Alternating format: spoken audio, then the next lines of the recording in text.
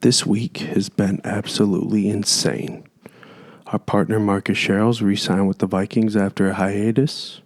For those that don't know, he is the astronaut's lifeblood, my silent partner in crime who has made this movement even possible.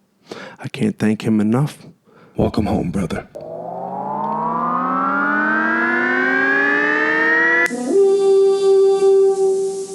In this episode, I interviewed a self-proclaimed first date expert.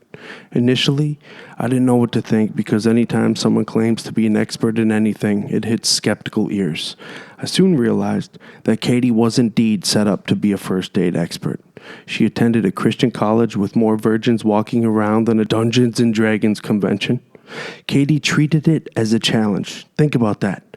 She's trying to instill confidence and communication skills into the forgotten male. She's proactively participating in the possible procreation of future leaders in business, religion, and life, all the while possibly preventing another mass shooting. She is doing her part. I'm excited to present you with this show, but first, some quick business. CatoCBD.com. Use code word astronaut for 10% off. Code word astronaut. Code word astronaut for 10% off. I'm gonna be high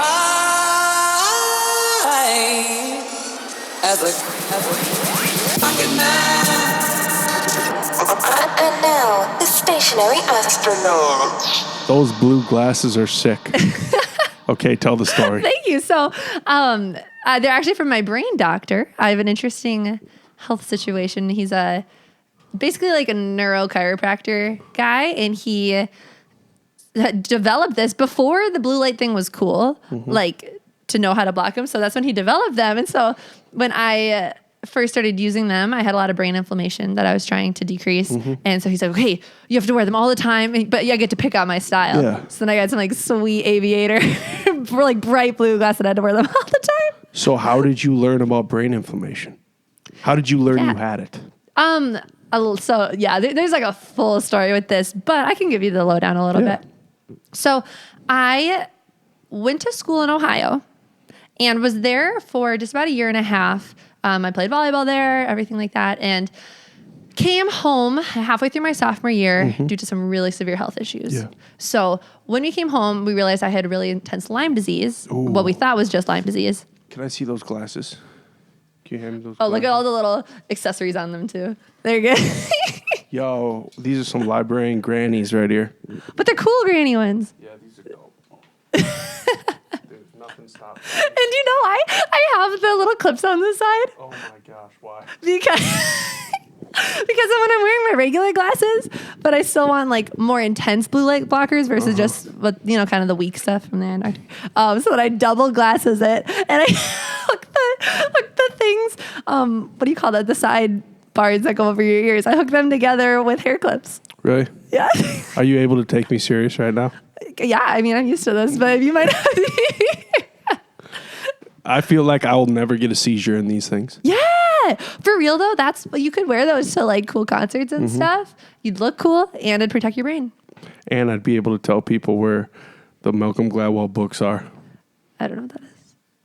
He's an author. Oh. Okay. Just go down there to the left. I promise they're down there. That's funny thing of librarian with those. I think. Just because of the thing right here. Oh, yeah. You know? Kind of great. I really am like a grandma at heart though.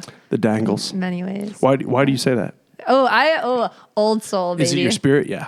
And absolutely my spirit. And I just love old people. Okay, I'm definitely, is anyone else like this? I'm more of a, I don't do kids. I like old people. Like I just, You like mentors instead of being a mentor. Yeah. And I feel there's something I think with just, I like other people with a lot of life experience also, and kind of bonding over that and realizing that age is just a number. And, I used to joke for a while too. Some of my best friends are in their 80s and, it's just really fun that way. And, I don't know. I like old people. I was like, can I just skip the whole like raising children phase and just be an awesome grandma? Well, I love knowledge. Yeah. So that's why I've always latched on to elders. Like I just interviewed a couple weeks ago the Sisters of Assisi Heights down at Mayo Clinic in Rochester. And they're all women in their 70s and 80s. And what they exude is they found it in life. This essence. We talked about the essence of life and spirit. And you can just tell it radiates off them. Where the only thing that has gotten them there is time. And then work along the way. And I think that's why I gravitate towards elders as well, because there's a calmness to them. Yes. That they survived the hustle and bustle. Because have you ever been to Los Angeles? No, not yet. Okay, try being on a rooftop with a bunch of hustlers in downtown Los Angeles. You're not going to get a lot of words in, and if you do, they ain't listening because of the hustle and bustle. But you sit down and have coffee with grandma or grandpa, and they're constantly there. They're present in the moment, listening to you A and B. Their mind isn't elsewhere. Yeah, I like that. You know, it's so true, and how they've kind of grown to not be immune to the noise, but a little bit where they're like, this crap just doesn't matter anymore. You know, like I like how they're able to just boil things down to, okay, but you guys, this is what matters. And I feel like that's really calming for people in our generation. So true. They're able to simplify things where we just sometimes we catch ourselves kind of over stressing when there's actually a simple answer. And it is take a step back. Because, that's what they always hit you with. Even our parents were like, calm down, take a step back, everything will be okay. For sure. And I find myself telling my daughter that when she's having a fit. She's 18 months old. Oh, is she? Okay, okay. So when she has a fit, that's where the kids are so stuck in the moment. So that means things mean more to them in the moment where there's the ups and downs because they're just there. And I find myself just breathe. It's okay. Okay, go play with your blocks. Yeah. Totally. Everything is all right. I love that. We brought you here today to your own house. Yeah. You brought us to your house, but we really brought you here to talk about this self-proclamation you made to me. Nick, I am a first date expert. That has a lot of weight to it. Because one, when the word expert is in anything, whatever. This is one I was just thinking so hard about, this interview. And I was talking to people about what I was about to undertake. That's awesome. And they all consistently would ask me, well, you have to ask her, where does she get off thinking she's a first date expert? Not in a bad way, but like, how could you possibly be a first date expert? Is it tons of first dates? Is it psychology? You're very good with psychology and understanding whether it be the opposite sex, same sex, just a situational manner of a first date. What could possibly constitute you as a first date expert? That is a great question. So I have been on this journey for a little while, and I think it's a combination of a lot of the things you just mentioned. So experience, tons of studying and psychology, and honestly just a fascination with it. And I just love becoming a student of the game. And within that,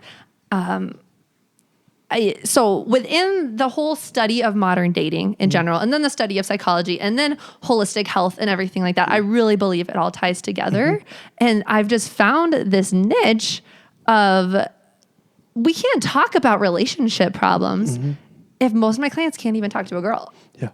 So they're like, yeah, okay, like let's, there's all these like healthy relationship things to learn about. Awesome. They're like, yeah, but like, I'm so far from there, I can't even get there. And so it's honestly kind of found me I've been doing this for years. Yeah. Just decided to streamline the process a little bit. But so I mostly work with men. And so with the men that have been in my life, and mostly just always just friends and stuff, I've kind of been the sister to everybody. And then it's been fun. They just bounce things off of me and I add a little nudging guidance as they go. But yeah, I've just really found a fascination with the first date and how to get to that point. Because once you're there, so much, then the world is your oyster a little bit. But that can be the toughest part, is just getting there and also knowing when you're there, kind of being familiar with it enough so that you can put yourself in a position to succeed. Do you find yourself being a confidence curator as well? Absolutely. Especially dealing with men, where it's beyond getting to the first date, meeting up, picking her up, whatever that may be. It's how are you even going to get to that point? Yeah, So much has to happen. It's mental. absolutely. And we see it nowadays where we live in a comparative society, and I talk about this quite a bit, how whether it be men towards other men or women towards other women, where we feel we're insecure, not good enough, and we see that a lot. Where like the statistics of male suicide, a lot of that is they can't attract the opposite sex. Yes. And it's not that they can't; it's that mentally they think they can't, and that is a hurdle. Someone like yourself. Lord bless your soul, tackling it because you could actually help prevent so many other issues, such as depression, things like that, if you can just get past that hurdle. And that's why I brought up psychology, because I kind of knew coming here today, we would probably be talking more about psychology and not so much first date experience because it is the mecca. It's the root. Yeah. Well said. Well said. It's such a big picture. It is holistic. There's so much that goes into it, and confidence coach. And what I talk about most in my kind of just life coaching in general is limiting beliefs, which is exactly what you just said. And how many limiting beliefs are just crippling for people, and it's just damaging to the rest of their lives. And so addressing those, we just start a ripple effect of positive change. Do you find yourself digging deep into like their childhood and possible traumatic episodes that might have happened? 100%. So in regards to the first date experience, how do you get past the awkwardness for these guys who are already battling psychological demons that don't need to be there, and then they're off-putting to a female because they're so awkward? Do you notice that, or like have to like, okay, well, let's get you back on Tinder and let's keep swiping right so we can take more bats up at the plate? It's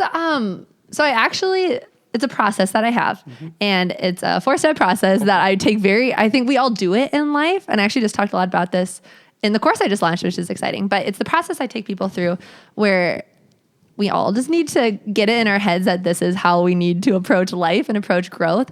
Is we attempt, assess, adjust, attempt again. So you try something. Okay, how'd it go? Take an assessment. What kind of adjustments need to be made? And then we attempt again. And so it's so simple, and we do it in so many areas of life. But is the attempt again process, does that vary between possibly the same female or possibly a different fish? I'd probably recommend a different fish. Okay. Yeah. I got you. I like that. Let's just keep Throwing the hook out. I don't know. Maybe I got to change my bait. I don't know. Well, that's the thing. It's like so many of these people, they're like just the really awkward ones. Okay. God bless them. I am very close to many of them. And to a handful of my clients, I'm literally the only female they can talk to. Really? Which is hard. And it's a big responsibility, but. Well, let's not undermine therapy. Yeah. Because, absolutely. And that's where, like, you're in a nutshell. That's why I say, Lord bless your soul, because you are playing therapist as well. And I found myself doing this in some conversations as well, whether it be off the record or on the record with people, because I consult as well. So it's more so than anything, you're a therapist. What are these hurdles? What has brought about these hurdles? That's why I bring up childhood, and why we're bringing Gabor Mate here to Minnesota. He'll be on the show next week because he's a behavioral psychologist, and all of this is behavioral psychology. And if we go into how we were raised, our upbringing, you know, a lot of people who are like reckless, single parent households, okay, whether it be promiscuity with their sexual relationships or just risk taking in general. That's where they've seen the numbers from single parent households. And then you have people who have had possible horrible breakups, things like that. That'll ruin either sex in varying ways. Totally. What kind of trauma have you had to help somebody jump through without breaking HIPAA law? Well said. That's very well said. Also with everything you said. I refer a lot. I don't want to bite off more than I can chew. And because I'm not a licensed therapist, I'm a certified life coach, which has its own kind of thing. And I do have You have an Instagram, don't you? Oh, yeah. You're licensed in my eyes. Who? When you sit down with Stationary Astronaut, it's an experience. Oh, my goodness. I don't even know what to say to that. Just let it happen, Katie. So I do You refer a lot? I do refer a lot. And I have, for my individual clients, I help them check a policy and everything like that, saying I recognize Katie is not a licensed medical professional. So therefore, I'm not liable. But also with the smaller scale things that I do feel like I can tackle. So a big one that I work with, I'm really involved in a lot of what I call kind of the Christian community. And I have experience in what we would probably call the Christian bubble. Yep. Went to a very small conservative school in Ohio and learned a lot.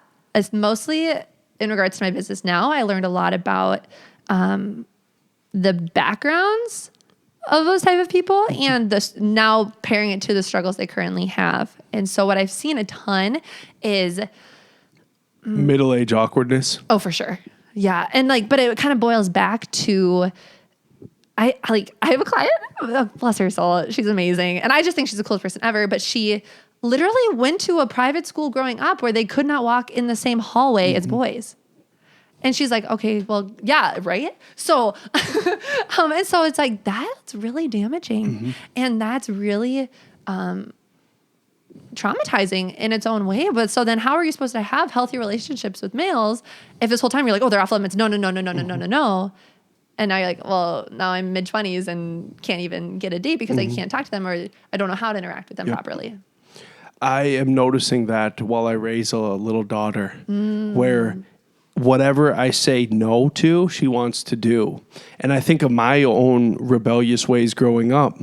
And it was just, it kind of like looking back, it's self-explanatory. Like if we limit and persecute, that's where our rebellious minds, whether you came from a two-parent household or not, healthy household or not, it doesn't matter. It's like we're wired to take risks and experience and experiment during certain ages. That's why they call college your experimental phase. Right. And it's so true. And it doesn't discriminate in how you were raised. So true. You just want to experience. So that's why I really applaud kids who come from small towns or deeply faith backgrounds, and they come to the city and they let their freak parade run down the street, not to a dangerous extent, but you're still experiencing because you owe it to yourself, and that's where the fathers who raise daughters, my favorite ones, like my father-in-law, he just trusts his daughters to make the right decision. And as a father raising a daughter, I want to get to that point too, where I'm going to allow her, if she does say the F word, I'm not going to demonize her. We're going to say, okay, we don't do that. And you definitely don't do that in church. And you definitely don't say that to your teacher. Don't, please limit that word. You know what I'm saying? I'm not gonna, because that's what it is. Dude, who's got this funny joke? Kevin Hart has a funny joke about he would always tell his kids, don't swear.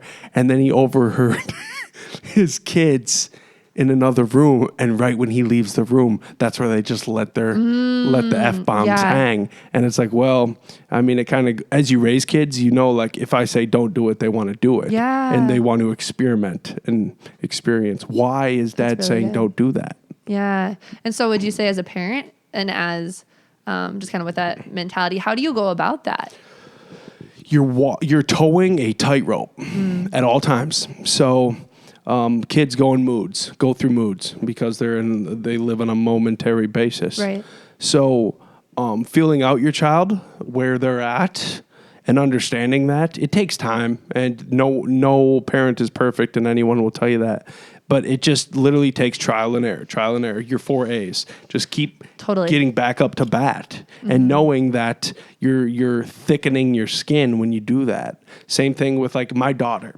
When my daughter has her first heartbreak when she's 16 or 17, I get to relay back to dad's time in high school. You know what I'm saying? And say, guess what? This was meant to happen. The silver lining effect. Yeah. This was meant to happen because it allows you to grow. Yeah. And I think your 4 A's really plays into that, where it's like, dude, you're going to get bumps, you're going to get bruises, you're going to have awkward moments. But the thing is it's so you can someday reach your soulmate. Yeah. I don't know. Totally. I love that. Well said. Thank you. Are you just going to fluff me up this whole time, Katie? Sorry. I keep doing the screech of the microphone. What are you going to be for Halloween? Okay. So we talked about my dog Ollie. Yeah. Okay. So I take my puppy parenthood very seriously. Yeah. And I tried it when he was like a puppy, and I wasn't quite prepared enough. So now I'm like waiting for the moment. His breed, so he's a doodle. He's a mini sheepadoodle, which is an Old English sheepdog poodle mix. And the best part is he looks like a little lamb, and he's also like a doodle. So my like signature Halloween costume is Little Bo Peep, but the mystery of Little Bo Peep's lost sheep.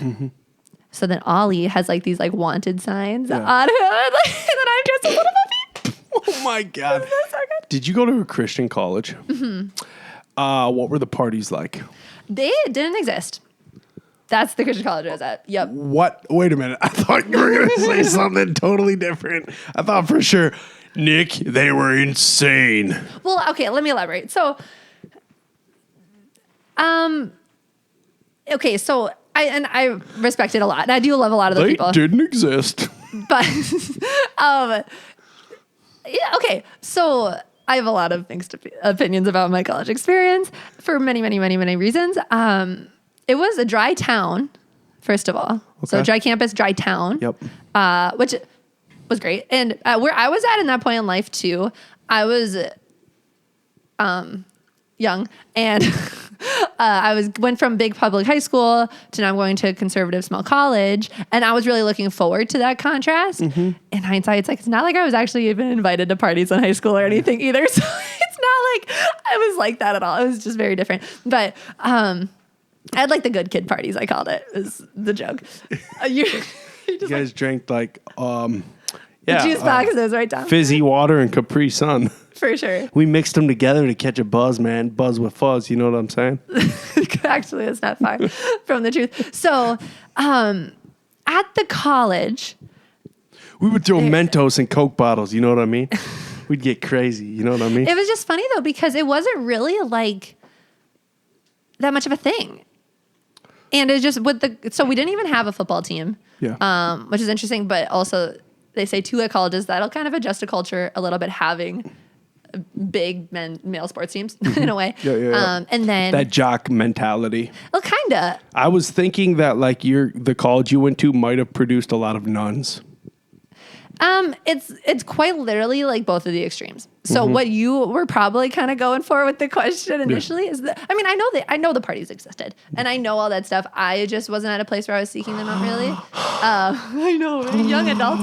Ashley, Tiffany, Becky, Grace, what are you doing? Oh my gosh, where'd you get that? That could get us in trouble. It would literally. So when kids got caught with stuff, they like basically got kicked out of the school. Really? Yeah, it was really bad. Well, it is a dry town, and I bet that school probably had influence on that. Oh, for sure. You know, staying a reality, if not becoming a reality, which is totally understandable because Brigham Young, for instance, could you imagine the amount of debauchery that goes on in the caverns of Brigham Young? Where on the surface, no, we're good boys and girls, virgins, and da-da-da-da, but guaranteed their freak parade. Yeah. Trolls down the street, tromps down the street, guaranteed. Yeah. But that's the rebellious phase that kids are inevitably in. Yeah. It's just to what extreme? Yeah. You know? And I think too, it's with having those harsh no's, it, like we see in so many areas of the world and of life, it's like by making it so off limits, I mean, we all know it's still going to go on, but then it just makes it more dangerous and more damaging. And then more, I just really struggled with just a lot of the rules and like, okay, so and this school. I feel like when you talk to me, sometimes you're like talking to your dog. Oh, okay. Oh, you're so cute. No. Look at that boy. I talk to Ollie very differently. That's why she's a great first date expert. Oh, you're so cute. She just butters them up to the point. Always. She's the best at first dates. She butters me up. Always call grown men cute too. That goes very well. Do a lot of cheek pinching. My inner They grandma might be comes 80 out years there. old. Yeah. What? It's my type. Right. Gross.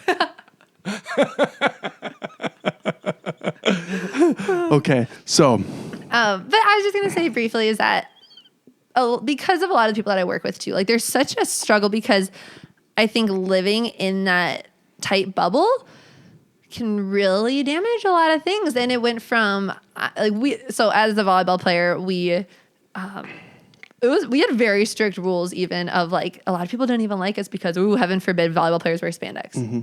And you're like, okay, that's literally the sport, man. Yep. Like, what do you want from us? Yep. And yet we were like, ooh, the rebel girls on campus. And you're like, we're not walking around parading, but we're just trying to do our thing. You know, so it's just really awkward in that way. Or like we had a lot of dress codes. Like we weren't allowed to wear leggings and things like that. Mm-hmm. And so I was like known as one of the like really rebellious kids there. Yeah, right? Coming from who I was like, this is good kid Katie, sir. Like known as the goody two shoes. And so that was really damaging in a lot of ways also to be like, wait a second, now people just think I'm this bad kid just because I have a public school background, which again, I was the goody at the public school. So it's not like, you know, so that's a lot of what we were working with. And most of that, I think it was like 50% from the school was like homeschooled, came from homeschool background. And then you were, as a first date expert or becoming one, that's like the mecca. Oh yeah. To be there because you can help so many people. Well, that's the thing. It's like, it's mostly helped the people as they get out of there and they realize the real world doesn't work like that. And they weren't successful in that bubble. And then they get out in the world and like, oh, these same rules don't even apply. So what do I do? How do I navigate? And so that's actually a huge, my clientele are my old friends from college because they're like, okay, wow, I'm trying to be a normal adult now. And I realize that it's not like that. And so, yeah, especially the homeschoolers. I love helping out the homeschoolers because, God bless them. I liked it. So at the school also, we picked on them a lot out of love because it's just socially things are just very different. And their haircut was always 10 years behind. No. They still wore Aeropostale in 2016. Right. Oh, for sure. Yep. Dude, put it away, please. I actually saw a lady today wearing, so do you say Aeropostale? We always said Aeropostale. Is there? I thought it was Aeropostale. Okay. I don't know. But I saw someone today wearing one of the zip-ups with the big labels. And I was like, that brings me back to like 5th grade. It says Aero. It's like, listen, lady, stop it. They've already rebranded. Try it yourself. Okay, so I have to know how many first dates you would consider that you have been on. Let me tell you about... You better say like 500. Well, okay. Let me tell you about a very special summer I had. That was very interesting. Like and so how I kind of got rolling with all of this is at college, I started dating someone. He was my first real boyfriend. And at college? Yeah. Were you guys in dorms? What do you mean? Did you live in dorms? Yeah. You had a boyfriend while you were in dorms? Yeah. Well, and we also weren't allowed in like the opposite sex's dorms ever. Literally had to meet each other by the printer in the library. That's kind of what we were working with though. So it was Meet me by the printer. I'm going to print out Martha Stewart. You print out the first lady. We'll meet by the printer. So what was it like? So dating someone at that school or all no? the above. Okay. You had a very interesting summer. So, okay, let's just jump ahead. So it's fine. So a lot went into, so this relationship was there were a lot of red flags in the beginning. Was he homeschooled? No, Okay. but went to like a small school and had a kind of pretty sheltered background, I would say. But Yeah, good yeah, egg. yeah. He's a good guy. But there were some red flags in the beginning, but with the pressure of small schools, especially Christian schools, the whole, like the ring by spring, if you've heard that before. Okay, so. Oh, better have a ring by spring. Yeah, like like the joke is you go there to like, oh, where's husband? Yeah, so that messes with you anyways, right? Yeah, it's expected out of you. Oh, for sure. Yep. And at one point, I kid you not, I was the only single person on the volleyball team. And I was like, and of course I had all my expectations just really high going into college. And I was like, here we are going to the Christian school, going to find a husband and it's going to be great. Which now I'm very thankful all of that did not end up happening. But at one point I was literally the only single person on the volleyball team. And it was just so funny where I was like, I mean, like it's fine. But also people were like, oh, don't worry, Katie, you'll get snatched right up. And I'm like, well, looking around, well, I don't see anybody lining up. So then this person came around and he was like, well, he was tall and a basketball player and all these things. And so I was like, well, all right. So it just I rolled with it enough. We could have some kids end up in the NBA. Yeah, so the joke with tall girls is we just like breed star athletes. In a nutshell, you do. Fucking jealousy. Okay, anyways. So we started dating and I just didn't really know much. And so I was like, okay, this must be fine. And so we just kind of kept dating. We dated for almost 2 years. And when we broke up, we were kind of at the point where we're like, okay, we either get engaged or we don't. Mm-hmm. And keep in mind, we're very young at this point, but this was the normalcy around us. And so fortunately, we realized like, okay, we're actually not a great fit for each other. Mm-hmm. We should stop. And we were doing big time distance too, which did not help. But that wasn't the main reason. So we're like, okay, we need to break up. So I was devastated after that because here I am thinking we're gonna get married, and in my head and my heart, we were basically getting like already married, and so that was obviously devastating to lose. And then after a couple of months of grieving that, I was like, you know what? I am no longer going to become victim to my own naivety. Mm-hmm.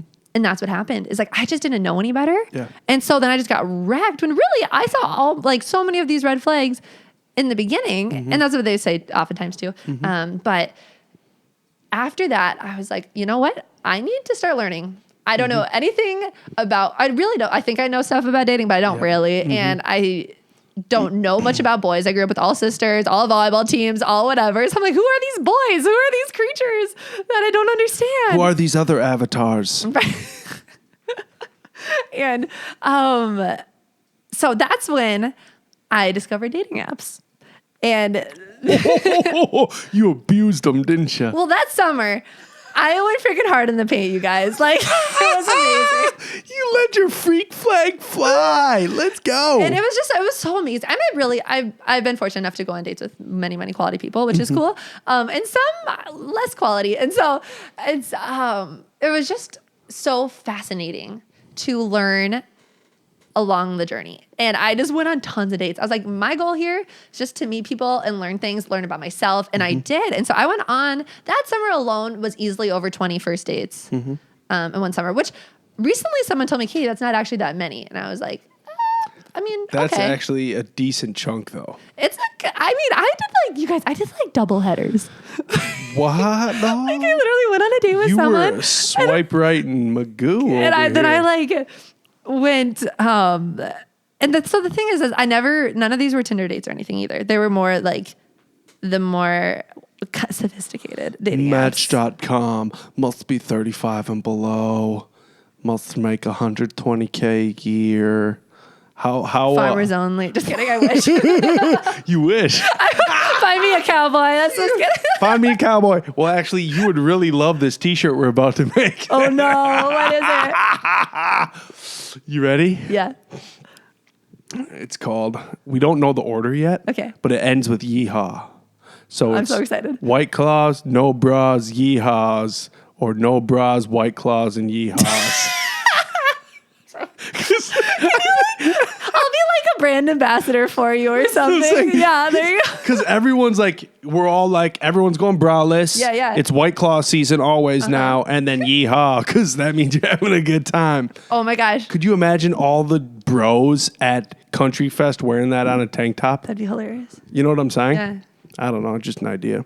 Our last guest wasn't feeling it though. No, She was not feeling it. I mean, at some point, I'm all about respect women and things like that Yeah. too. I would wear it just because I feel like It's just funny. it's funny. Yeah. And I mean, hey, I support the no bra stuff and all that jazz. Like, why freedom, not? So, freedom, yeah. right? Yeah. We're looking for empowerment. Mm-hmm. What better way to empower yourself than freedom? Yeah. Anyways, so I'm all about it. I'll be a little brand ambassador for you with the Thank shirt. you. got Let's it. go. Okay, so you went on a lot of first dates. I'm sure you probably experienced the gamut Mm-hmm. of like that awkward got to turn your head because this dude thinks he's going to get a kiss, or going down the You list bet. of where they like blew their chances of a second date or like Yep. possibly building a relationship with you. Was there a lot of awkwardness?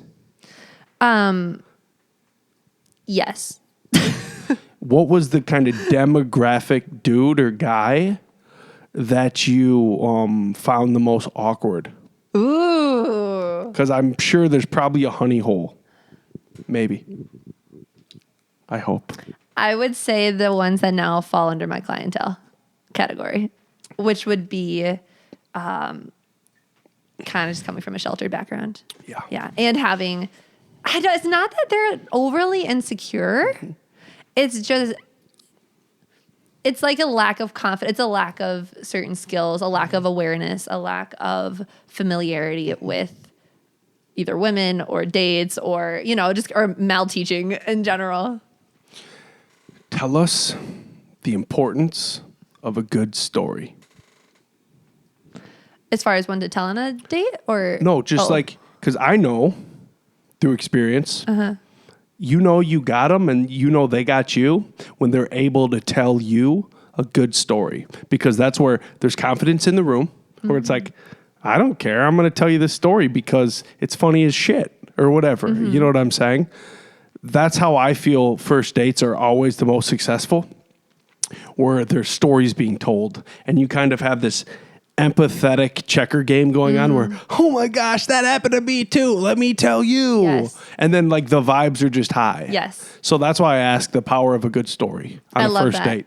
Spot on. I think you just kind of nailed it. Do you need a consultant for your first date business? What do you mean? Well, I was just going to say I'll help you. Like, if you're ever dealing yeah. with a weirdo, you just can't Oh. get through. What's he? Oh, okay. Yep. We'll tell him to hit the gym. We're going to need him to lose the glasses, contacts. Yeah, only. literally. You could be like the bearer of bad news. Like you're the brutally honest brother. I'm like the non-judgmental sister. There we go. So I'm like, it's okay. Like we'll guide you through this. And you're like, listen, bro, you gotta shape up in these ways. I think we just started a Who's beautiful that partnership. info at Stationary Astronaut that CC'd in this email? Well, I had to bring in reinforcements. It just ain't getting through your thick skull. Clearly. I love that. It's like, because some guys, like I've seen this where they think that if they go get a dog or a cool truck or whatever, that's going to be the end all be all. No, all of a sudden I'm a lady getter. Yeah. Dude, you're still freaking weird. Yeah. You're still weird. Like that didn't change. Yeah, for sure. Because you got this nice job. And that's like, yes, that's a great thing for security. And it's a good start. But you got to realize, Daddy-O, you ain't going to be procreating. For sure. Well, yeah, that doesn't mean. You ain't going to be.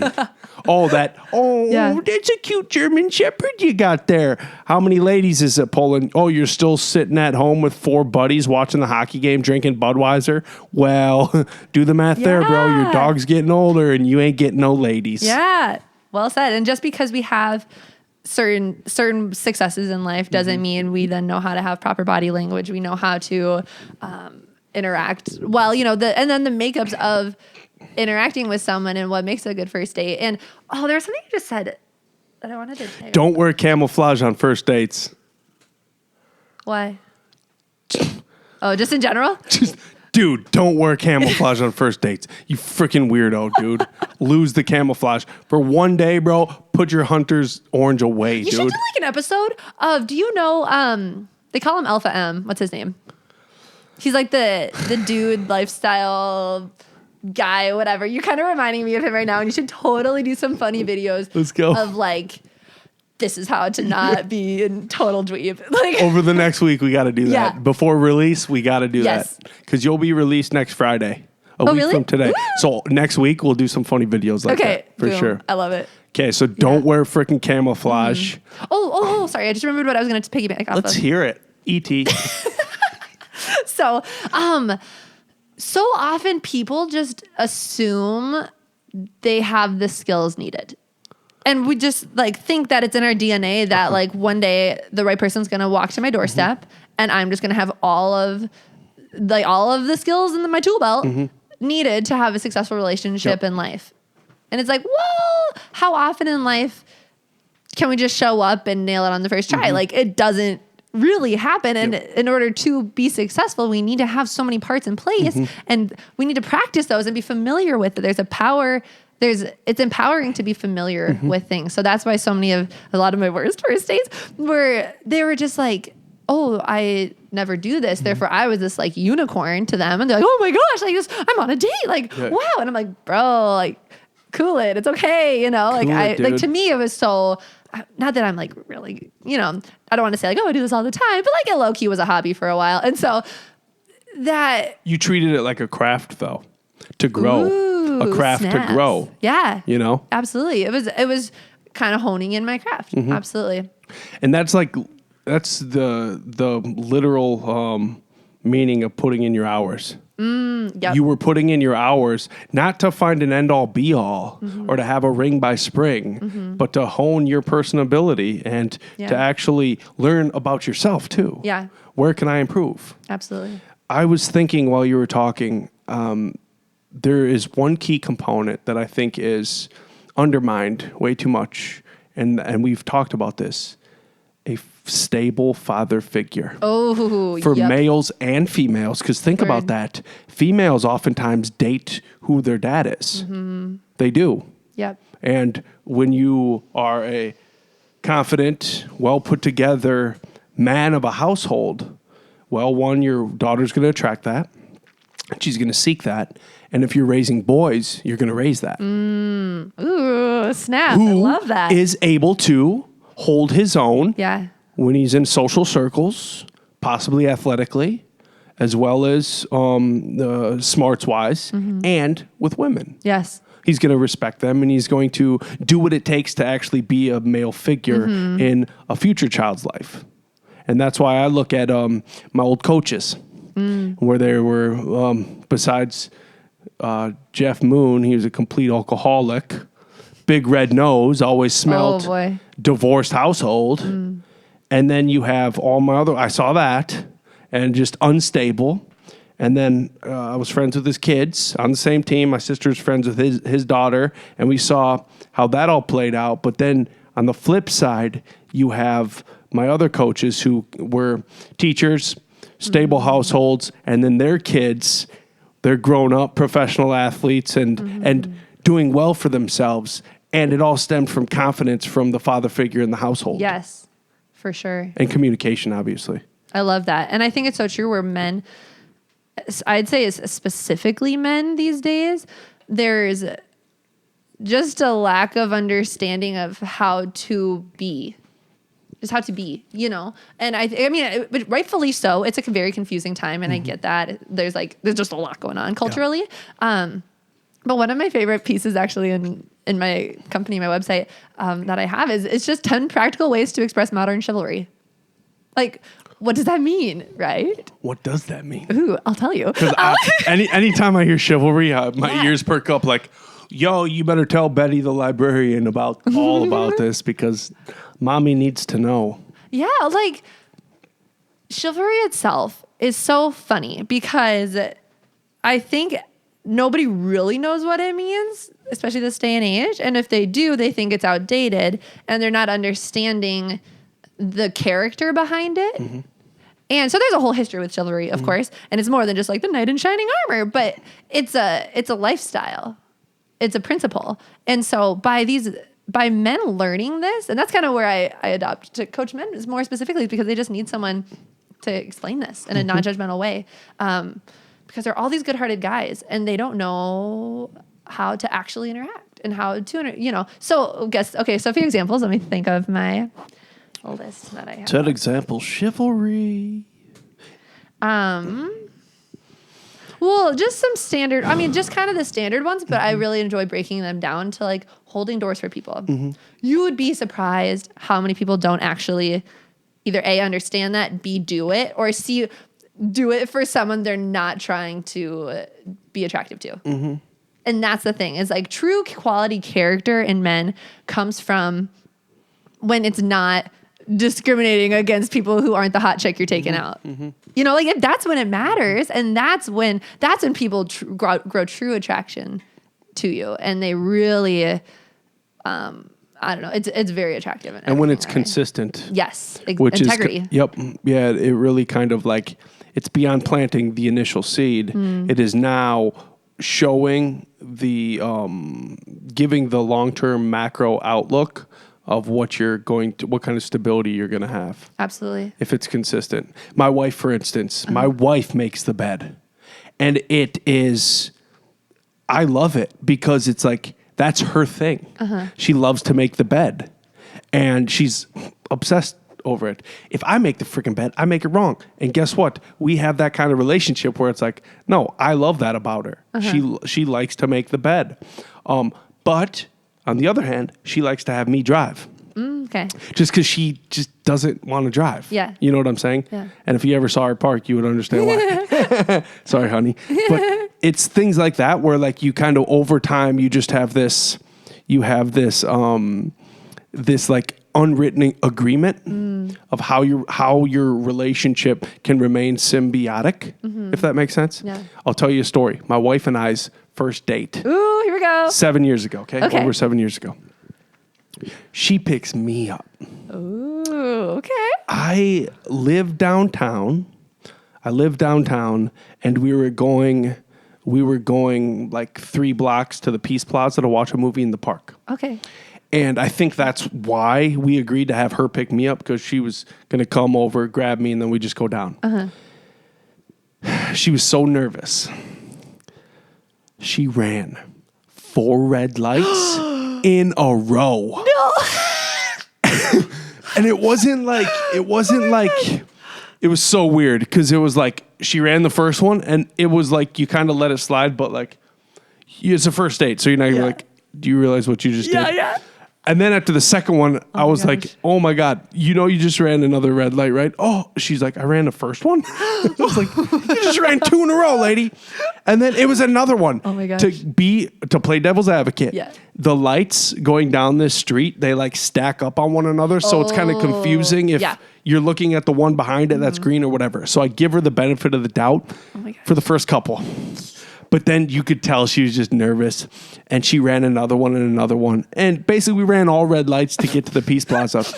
And I was like, oh my gosh, this is going to go one of 2 ways. And I told myself this that night. I brought an umbrella. I've never done that ever. I don't know why I brought an umbrella.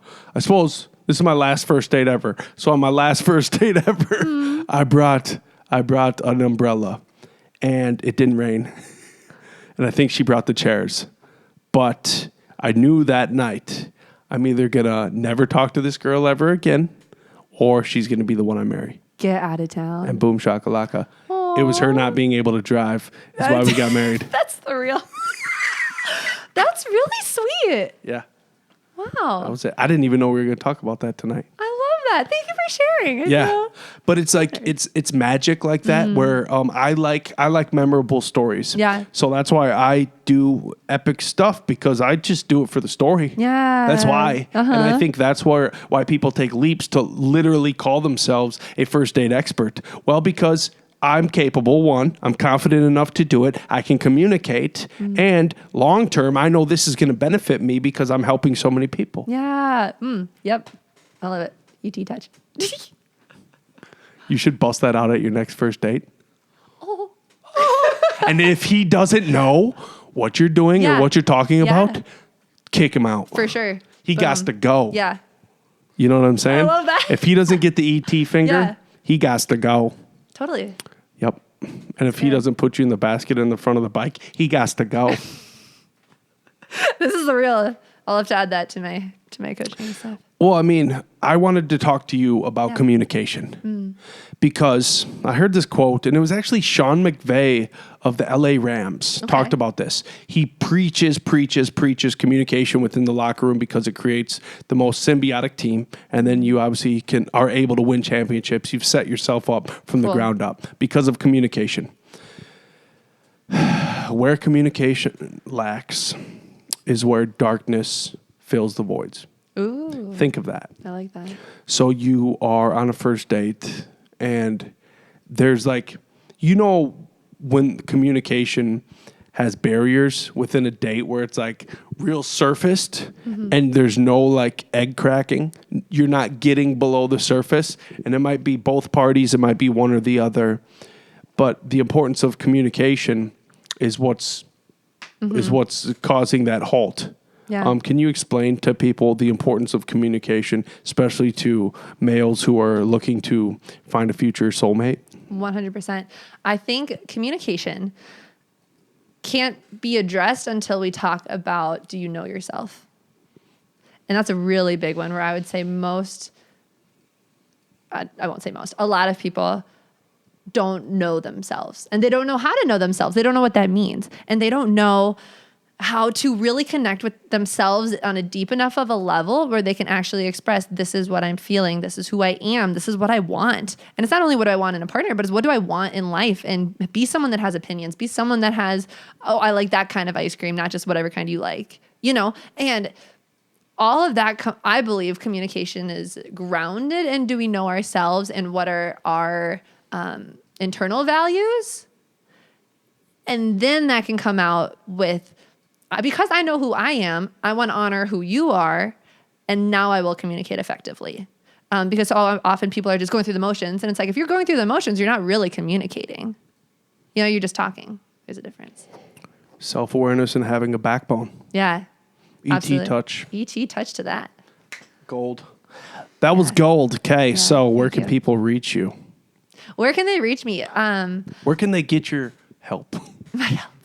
Well, I am on Instagram, so Katie Sir. And then I have a website. It's called liveandlearnwithkatiesir.com. And through there, I have a 3-part company. And so I do consulting. And I do also do a lot of health consulting too with my journey of that. But in regards to just life coaching, and I actually call it life consulting because I like to give advice. And so where a proper life coach is not allowed to do that. So I get to do that. And then I have a membership program that I do, and that's called an And Love membership. And it's basically access to an exclusive blog. And that's where I really break down. That's where my chivalry stuff is. That's where good first date ideas are. And there's kind of different practices to start diving into. And then I just have a regular blog as well that I do, and I'm adding courses and things like that as well. So that's how you can work with me. And I am really just excited to be on this journey and to help as many people have the tools so that they can help themselves be successful and do the 4 A's, go through the process of you're trying and you're assessing and you're adjusting and then you attempt again. And I just really believe that. And if people need help breaking down what that looks like for them, that's where I come in. I'd be happy to lend a hand. Thinking deeper about this, someone like you can literally save lives, and you never know. And it might not be I love preventing school shooters, stuff like that. Right. It is literally helping people be happy. And if someone ends up happy, you saved a life. Katie, Wow. I feel so touched. Thank you. let's go meet some dogs. Yes, let's do it. Thank you guys. Hookah chaka, hookah, hookah, hookah chaka, hookah, hookah, hookah chaka, hookah, hookah, hookah chaka, hookah, hookah.